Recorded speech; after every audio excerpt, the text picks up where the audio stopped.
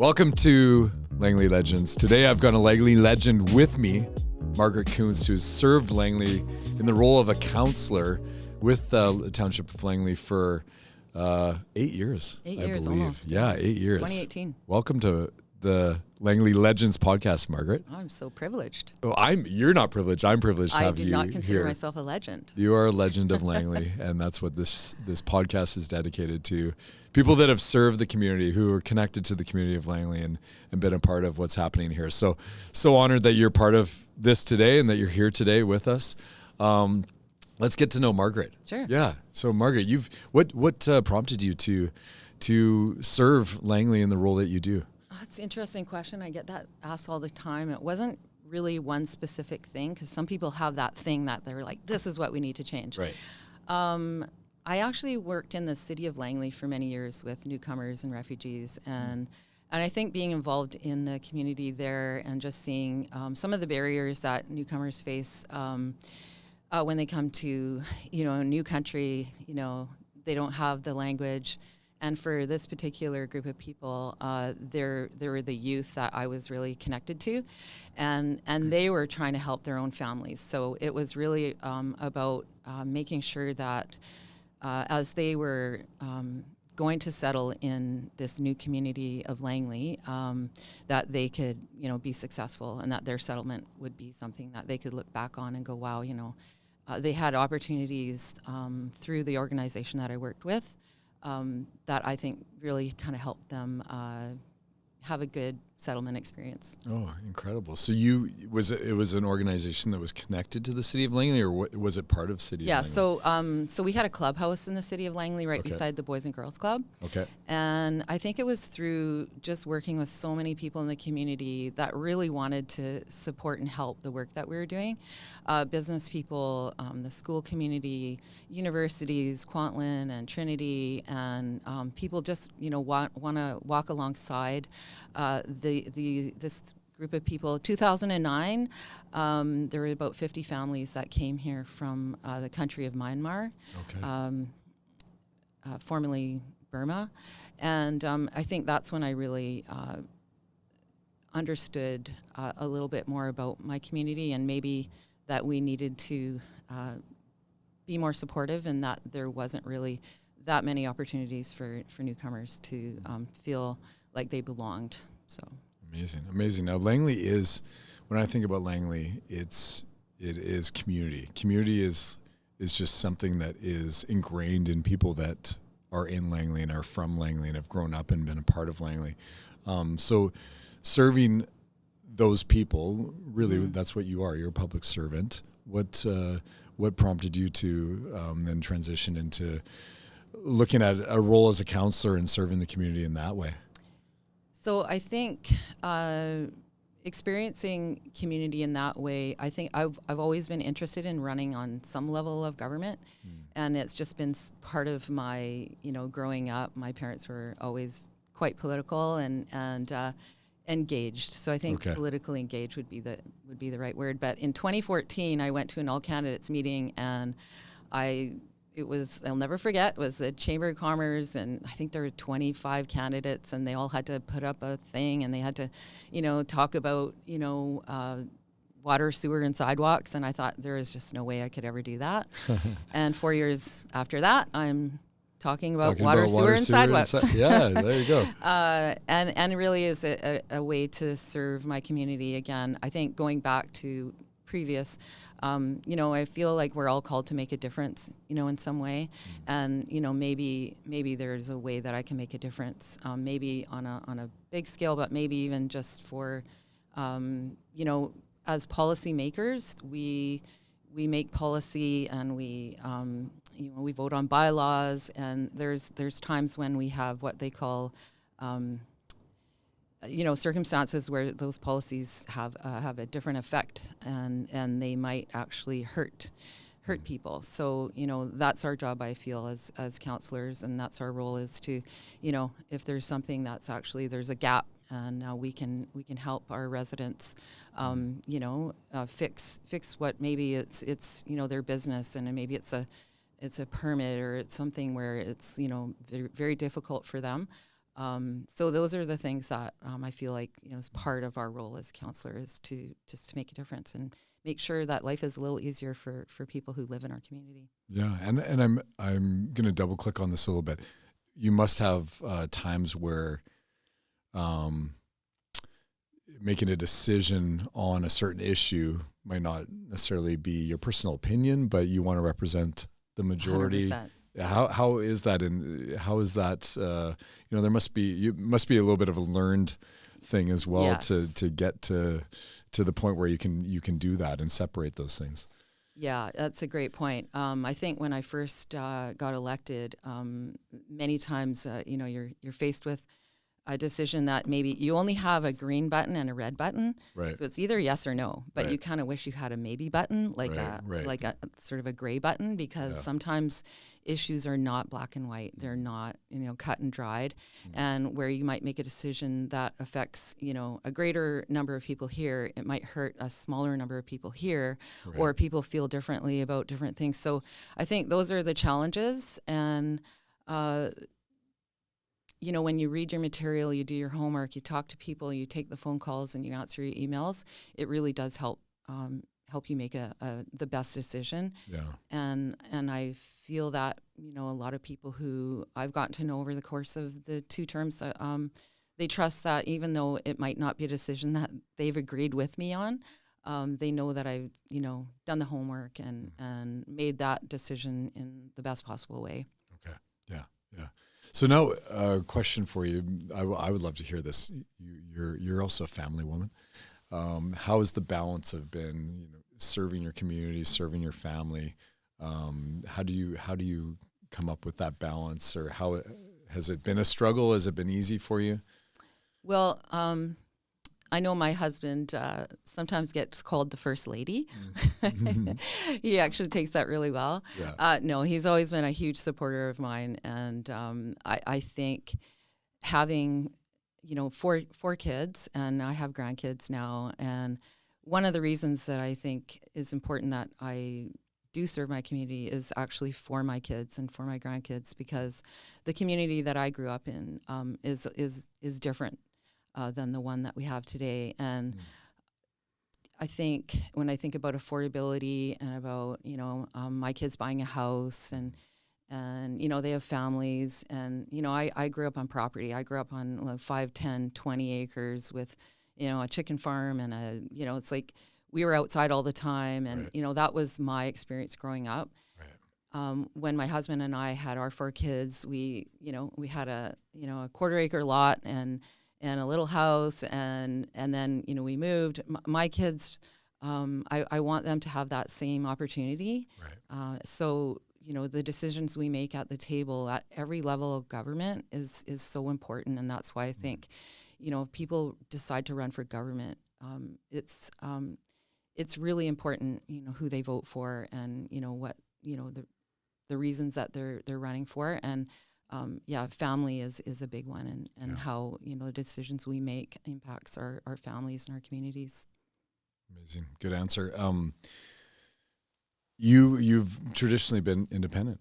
Yes. Yeah. So you're now part of Langley Strong. Yes. What led you to join a team versus running independent? Man, if you talk to me a year ago, I'd be like, no, I'm not joining a slate or a team or whatever you want to call it. It hasn't been a great experience this particular 4 years.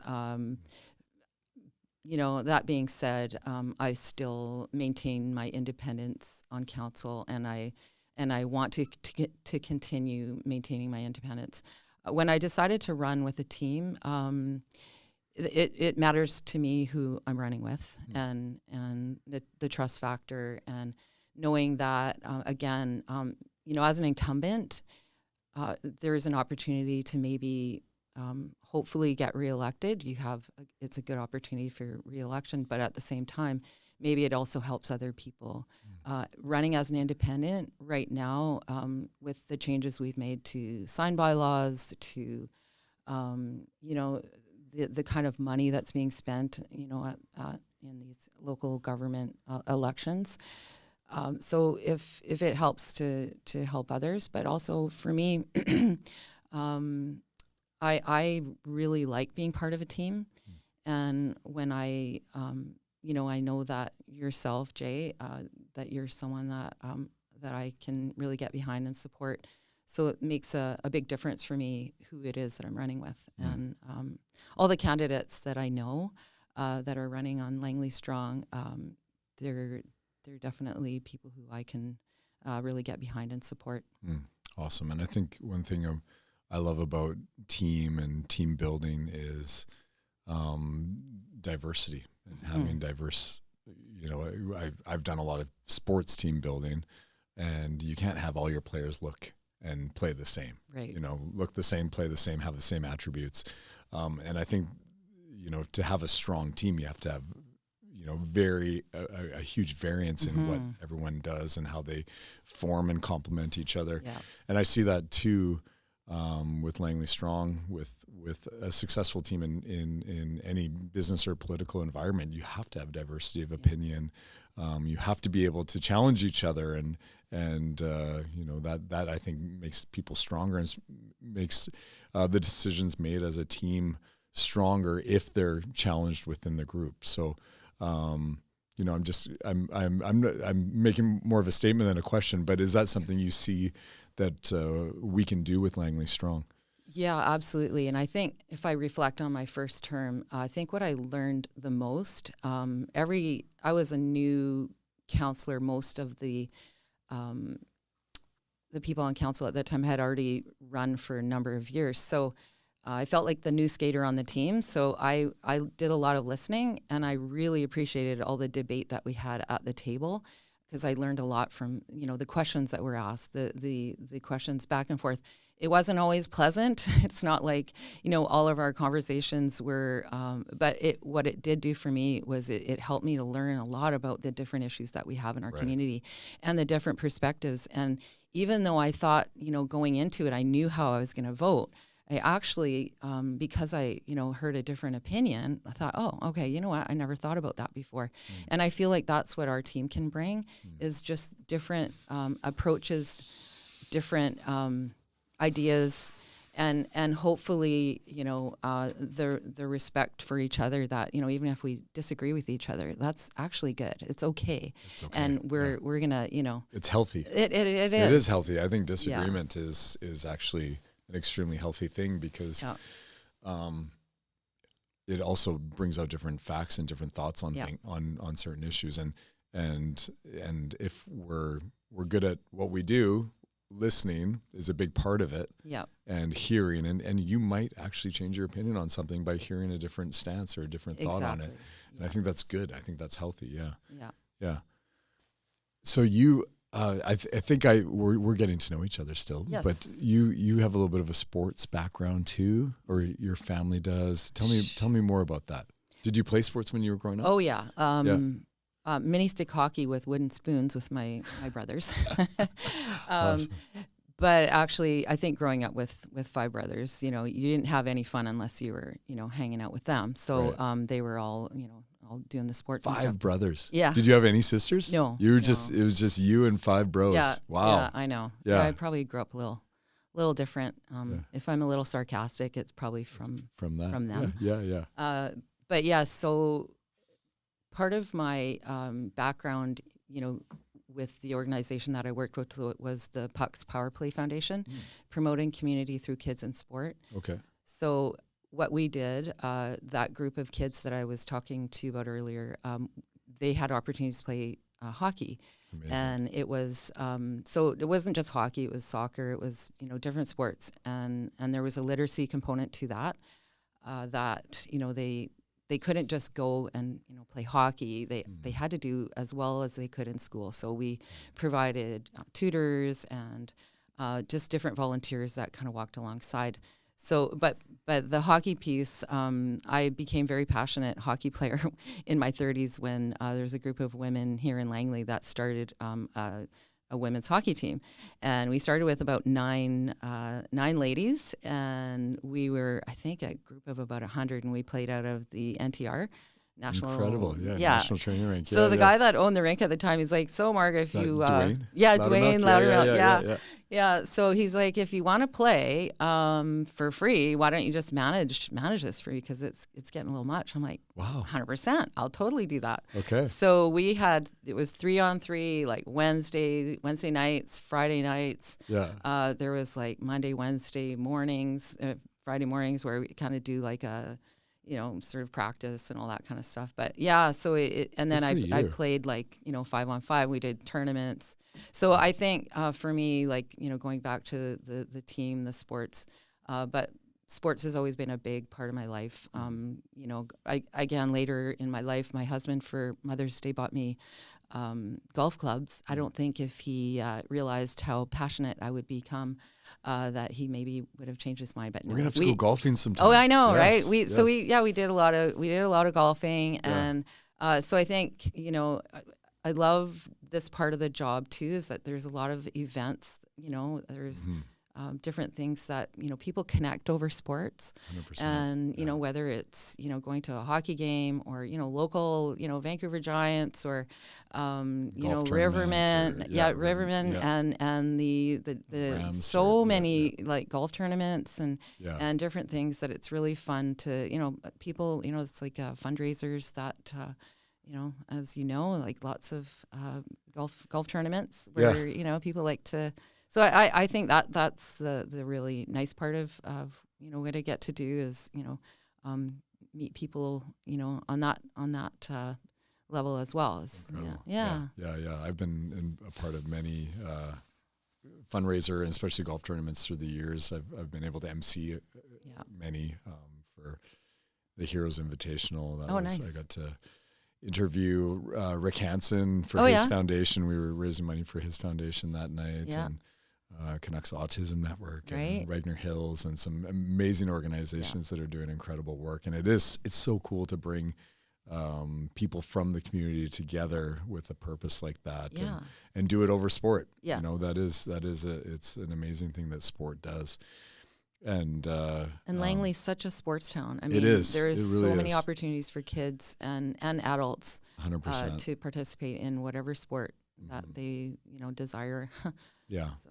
No, and that's one of the things I love about Langley. My kids too are very involved in sports. I am, obviously that about me as well, coaching, and it's truly something about in the fabric of Langley is that recreation factor and the team factor. And I just think it's so good for kids to not only from a health aspect participate in things, but just learn how to work with people and be good teammates. Like that's something when I'm looking at choosing, because I coach club basketball. So, sometimes we'll have 40 girls try out for 10 spots on a team, and you're constantly looking for the skill set, but also like who's going to be a good teammate. I know. That's what it's. Sometimes sitting on the bench is a skill. Like sometimes you have to do that in a way that is, Yeah. I know when my kids played club volleyball and minor hockey, and those relationships with families, minor hockey, like we still have family friends that we met along the way, and going back to sometimes we want to teach our kids to work through adversity, and sometimes adversity is I didn't make the A team, or I didn't I sat on the bench or whatever, and you want to take that adversity away, when that's the exact moment when you can actually teach your kids to kind of work through that, because it really is those are the things that are so what sports teaches all of us, even as parents. Hey, just like let it go. Don't write the letter. Just 100%. Let it go. Let your kid just feel it, and it will be okay. Right? Exactly. No, it's funny. I had a friend in high school named James who he was cut in. I don't know if you know the Michael Jordan story, where Michael Jordan was cut in grade 9 and then came back as the best player in grade 10, and obviously we all know where he led to. But James was actually cut from the basketball team in grade 9 as well. Yep. Put in a ton of effort, came back. By grade 11, he was part of this incredible squad at Aldergrove Secondary School, and they won back-to-back provincial championships. Randy Knorr, who played for the national team, was part of that. there's a incredible group, Chris Fiel, who coached at Brookswood, but James went on to play at St. FX and win a national championship there as well. He played at Douglas first and then went to St. FX and won BC college or Canadian college championship. Oh, and wow. then he won a national CIS championship with St. FX. But you know what? That was all responding to adversity, and I love that about sport. It really can push people to be into that gut check and respond. So, it helps you later on, when things don't go your way at work, or you have a boss that maybe isn't particularly so rah, like you gotta work through that. It really right? is. Yeah. So if you have a coach that you don't necessarily love, you don't have to love your coach. Yeah. It's great if it happens, but sometimes it doesn't work out that way. Totally. So and sometimes the best thing a coach can do is make a hard decision with the kid, but also encourage them to respond in the right way and put in the effort. And awesome. I love sport. I love talking about sport. I can do that all day long. So I think the one thing I didn't really talk about yet with you was just my husband and I, we had a business for many years in agriculture. So we so we had our sawdust and shavings business. It was so the farming community to me, I have a different relationship with farming than maybe your typical dairy farmer. Right. We actually got to know a lot of the farmers in Langley through our business, which was we manufactured a wood bale shaving. So, we delivered, baled wood shavings to like Thunderbird and Milner Downs and all the equestrian facilities, a lot of horse people. But we also did the bulk, so dairy and chicken and, turkey farms. So we got to know a ton of amazing, wonderful people in our community through that business. And if I thought I knew a lot of people, my husband knows even more people. And it's all just, because of that. And that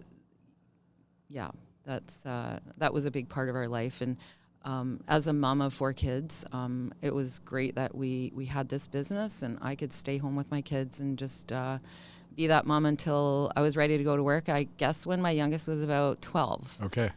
12 years old. Yeah. And but I think the best job in the whole world for me was just being mom to my 4 kids. Mom. Yeah. It's, absolutely.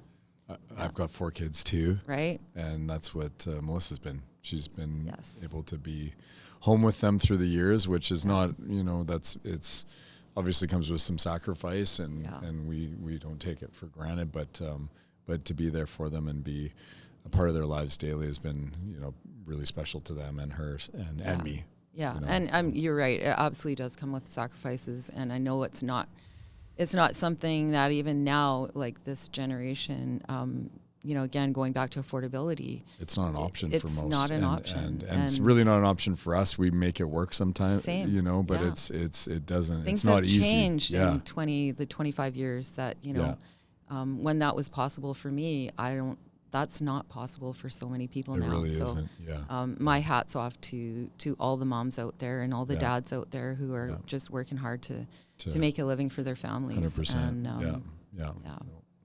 And, I love agriculture too. I've actually worked in the marketing side of agriculture quite a bit. Yeah. So you mentioned chicken farmers. Do you remember the Chicken Squad?